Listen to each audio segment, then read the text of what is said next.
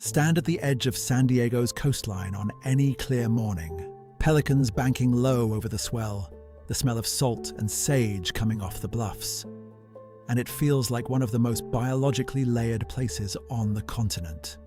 Something, though, has quietly gone missing from just beneath the surface. And once you see what it is and why, you begin to wonder what else this place is in the middle of losing. What's missing from just beneath the surface of that water is the kelp. Picture a healthy giant kelp forest off the reefs south of La Jolla, and it is something close to a cathedral. The fronds rise 15, 20 meters from the seafloor, amber and gold in the filtered light, swaying in slow unison with the surge. Garibaldi fish, vivid as embers, hang in the mid-water. Leopard sharks rest motionless on the sand below. Harbour seals thread through the columns like they own the place, which, in every meaningful sense, they do. This is one of the most productive marine ecosystems on the planet, the ocean's equivalent of an old-growth forest, built over decades, hosting hundreds of species, and organized around the same quiet logic. Everything depends on everything else. Scientists at Scripps Institution of Oceanography have documented a marine heatwave pushing ocean temperatures well above seasonal averages off the Southern California coast for months, raising serious concerns about marine ecosystems. By November of 2025, all monitoring stations along the Southern California coast were showing record-high temperatures, a condition that has remained essentially continuous since. And warmer water is precisely what kelp cannot tolerate. The giant kelp that anchors these reefs is adapted to cold, nutrient-rich upwelling. When surface temperatures climb and stay elevated, the kelp weakens, its growth stalls, and it becomes vulnerable to the grazers that were always there, waiting. Purple sea urchins are voracious kelp eaters, and before 2013, they were a favorite food of the coast's sunflower sea stars, which kept the urchin population firmly in check. Then a devastating outbreak of sea star wasting disease wiped out over 99% of the sunflower sea star population along much of the west coast, functionally extirpating the species from California and Oregon, likely worsened by warmer ocean conditions, though the precise cause of the disease remains under scientific investigation. Without their natural predator, the kelp-devouring urchins transformed vibrant kelp forests into what researchers now call urchin barrens. Now hold that image, the towering amber forest, and consider this. A single purple sea urchin is smaller than a fist. It moves slowly, almost imperceptibly, across the reef. It doesn't look like a force of destruction, but thousands of them, working in silence, graze kelp right down to its holdfast, the root-like anchor that attaches the plant to rock. And once the holdfast is gone, the kelp is gone. What took decades to grow can be reduced to bare, pale substrate in a season. The seabed is left carpeted with small, pastel-coloured urchins, and almost nothing else. The cathedral becomes an empty room.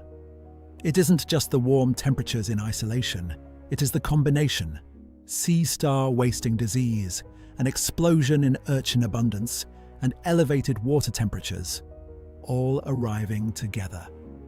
That convergence is what makes the current situation different from previous warm periods San Diego has weathered. The natural check is gone, the water is warm, and the urchins are still there. Shift now to the shoreline itself, to the narrow sand spits of Mission Bay and the mudflats of the Tijuana estuary, and the story continues in a different register. The California least tern is one of the smallest seabirds on the continent, a creature of improbable delicacy. Pale grey wings, a black cap, a yellow bill, a body no heavier than a handful of sand. It nests on open beach, right at the water's edge, in colonies that have used the same San Diego sites for generations. The western snowy plover nests here too. equally exposed, equally committed to this particular strip of coast. What both birds depend on, beyond the sand itself, is timing. They arrive in spring and time their nesting to the sardine and anchovy schools that run just offshore. The chicks hatch when the fish are closest, most abundant, most catchable.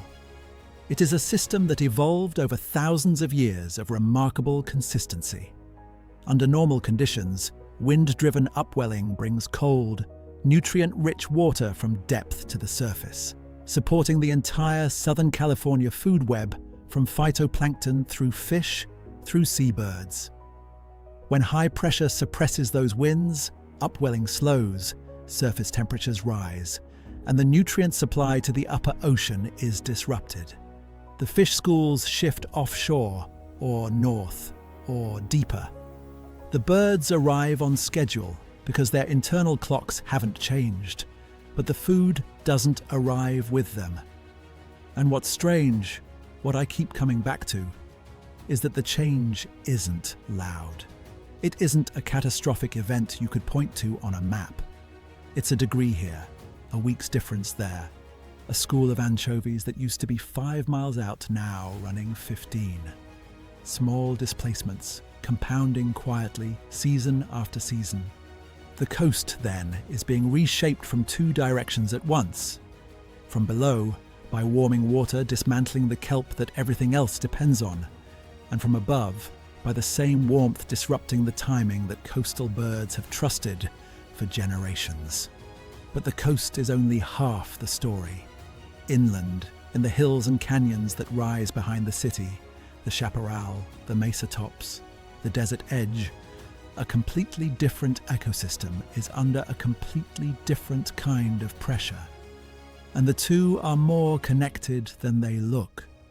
Which hit you harder, the collapse of the kelp forest or the timing mismatch breaking the least tern's nesting season? Drop your answer in the comments below. Either way, the coast is only the beginning, because the hills rising behind San Diego are facing something just as quiet and just as relentless. Now inland, in the hills that rise behind the city, the story shifts register entirely. But it doesn't shift away from what the coast already revealed. The same force that warmed the water disrupted the upwelling and broke. The least turns, timing is now doing something equally quiet and in some ways more permanent to the land. Stand in the San Diego chaparral on a still morning in late autumn, when the sage is silver green in the low light and the air smells like medicine and resin. Coyote brush, black sage, toyon, scrub oak. This is one of the most fire-adapted plant communities on Earth. A landscape that evolved not to avoid fire, but to depend on it. The shrubs here are built around a specific rhythm: burn hard, burn hot, then recover over decades. Chaparral is adapted to high-intensity burning, with relatively long intervals between fires, roughly 30 to 100 years, typifying undegraded conditions. That rhythm is the whole bargain. The plants store energy in their root crowns, waiting for the fire that will clear the canopy and let them regenerate. They have been doing this for thousands of years. The bargain is now being broken. Fire season in California is now year-round. The October to December window that historically brought San Diego its first rains, and with them, a natural suppression of ignition risk, was almost completely dry in recent years, providing ample fuel and contributing to the extent and spread of fires. When fires come back before the shrubs have had time to recover, the chaparral cannot hold its ground. Short-interval fires significantly reduce post-fire native woody regeneration, with some species experiencing significant reductions in regrowth. Studies document losses of native woody cover of 50% or more in the most frequently burned plots. Verify exact figure and site source. And into the gap left by those weakened shrubs, non-native grasses move fast. They green up after a burn, dry out by midsummer, and burn again, creating a grass fire cycle that the native plants, which need decades between fires, simply cannot survive. This change in the fire regime has major implications for biodiversity, leading to exotic invasion and the potential type conversion of shrubland to grassland dominated by exotic species. The chaparral doesn't disappear in a single catastrophic event. It gets replaced slowly by something that looks like open land, but holds almost none of what the original community supported. San Diego sits at the intersection of 5 distinct climate zones: Mediterranean coast, coastal sage scrub, chaparral, oak woodland, and desert edge, making it one of the most biodiverse counties in the continental United States. That same complexity means it is also one of the most exposed to compounding pressures, because a shift in any one zone ripples into the others. On the mesa tops above the city, flat, unassuming ground that most people drive past without a second glance, there are shallow depressions that fill with winter rain, and for a few weeks each year come briefly and brilliantly alive. These are vernal pools, and they are among the most ecologically specific habitats on the planet. San Diego fairy shrimp are usually observed from January to March, when seasonal rainfall fills these pools and initiates egg hatching. Individuals hatch and mature within 7 to 14 days of a pool filling, depending on water temperature. They mate, they lay eggs, the pool dries, and the eggs wait in the soil, sometimes for years, until the rains return. Those eggs are encased in a thick, protective shell that lets them withstand long dry periods and extreme temperatures, lying dormant in the soil until adequate rainfall gives them a proper pool to hatch in. The entire life cycle is calibrated to one thing: the timing of winter rain. Not the total amount, the timing. A season that arrives 3 weeks late or delivers its rain in one short pulse, rather than a sustained wet period, can mean the pool fills and dries before the shrimp complete their cycle. According to federal records, 90 to 98% of Orange and San Diego counties' vernal pools have already been lost, mostly to development, to the flat land that made the mesas so attractive to builders. Climate-driven rainfall unpredictability is now the second pressure bearing down on what little remains. What's strange about this is the same quality that makes it hard to communicate. It isn't dramatic. There is no image of a dying fairy shrimp. There is just a puddle that dried 4 days too soon, and a generation of eggs that never hatched. And yet this is the same story the coast told. A system exquisitely tuned to consistency, now living inside a pattern that is no longer consistent. Every winter, grey whales move south past Point Loma on one of the most watched wildlife migrations on the California coast, travelling from their Arctic feeding grounds to the warm lagoons of Baja California.